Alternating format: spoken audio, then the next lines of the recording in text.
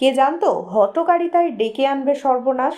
এক নিমেষেই মামার বাড়ির গন্তব্য বদলে যাবে বিভীষিকায়। যুবকের অসতর্কতায় আচমকাই দুর্ঘটনা। ট্রেনে ছিলেন যুবক, হঠাৎই দৌড় দরজার দিকে, মুখ বাড়াতেই পোস্টে ধাক্কা। সঙ্গে সঙ্গে থমথমে হয়ে গেল চারপাশ। জানা যায় মামার বাড়িতে বেড়াতে যাচ্ছিলেন যুবক, সে সময় ট্রেন থেকে পড়ে অঘটন। কিন্তু কেন আচমকা দৌড় দিলেন দরজার দিকে? তেমন কিছুই নয়, মুখ থেকে কিছু একটা ফেলতে গিয়েছিল যুবক, সে সময়ই সপাটে ধাক্কা লাগে পোস্টারে।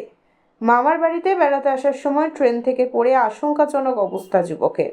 নদিয়ার রানাঘাটের নারায়ণপুর থেকে মায়ের সঙ্গে এসেছিল হাঁসখালির ভাইনা মামার বাড়িতে বিপ্লব দাস এবং সঙ্গে থাকা বন্ধু অতনু সরকার।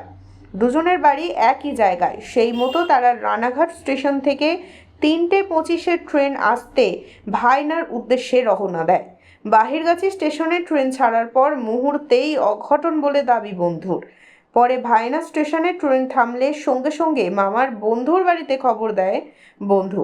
ঘটনাস্থল শান্তিনগর হল্ট স্টেশনের কাছে পৌঁছে স্থানীয় লোকজনের সহায়তায় বগুড়া গ্রামীণ হাসপাতালে নিয়ে যাওয়া হয় আহত যুবককে।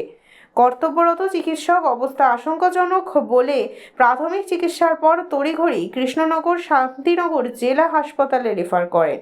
আঘাত গুরুতর ও আশঙ্কাজনক হওয়ার পরবর্তীতে জানা যায় তাকে এনআরএস হাসপাতালে চিকিৎসার জন্য পাঠানো হয়। দুজন ট্রেনের ভিতরে ফাঁকা ট্রেন ছিল, তো বসে বসে ফোন দেখছিলাম। আচ্ছা। তা ফোন দেখতে দেখতে ও উঠে দরজার কাছে গেছিলো, এখন থুতু ফেলতে গেছিলো যত সম্ভব।